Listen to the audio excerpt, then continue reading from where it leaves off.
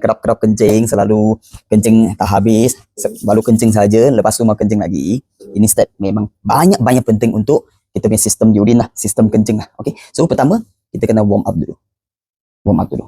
Ini warm up saja, kasih dia pemanasan saja. Perlu jari, betul tak? Okay, urut kaki kiri kita kena gunakan tangan kanan. Urut kaki kiri guna tangan kanan. Okay, so tangan kanan kita tunjuk satu. Okay, ini kita ikat. Sudah ikat, kita dekat sini, tengah-tengah sini, kita buat. Okay, kita tekan sini, maknanya kita Ya, pusing sekali. ya. Selepas kita buat pusing, kita tekan ngam-ngam tengah sini, kiri dan kanan sikit. Kanan dan kiri sikit. Okey, kita sayang-sayang sikit. Ulangkan 6 kali lebih kurang. 6 hingga 8 kali. Lepas tu, ikut ini garisan sampai ke ini punti kencing. Ini adalah saluran kencing tau. Okay, so saluran kencing, sama juga. Kita boleh main adjust ini. Kita keluar sikit, di sini, pelan-pelan, naik, turun, naik, turun. Naik, turun, naik, turun, sampai ke ini J. Ulangkan 8 hingga 10 kali juga.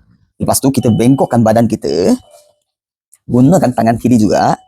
Dari bawah sini, yang penting ini 3 jari kena sentuh dekat dia punya tapak kaki. Gunakan ini apa? Jari ini sendi, tekan dan naik atas. Dia dalam ada biji-biji, you akan tekan, you akan rasa dalam ada biji-biji. Sama juga urut 8 hingga 10 kali. Lepas tu dekat sini ada satu tempat pembuangan kencing, dia ada satu urat. Urat ini macam mana dapat? Kena torak sikit kita dia punya kaki, dari bawah sini tekan sikit. Tekan sikit. Sudah jumpa ini urat, kita sayang-sayang 2 kali. Lepas tu tekan dari bawah ke atas, main urat. Lepas tu sayang-sayang. Ini adalah step urine system. Ya, nak tahu lagi urutan-urutan apa lagi, step apa-apa lagi, nanti boleh komen dekat bawah.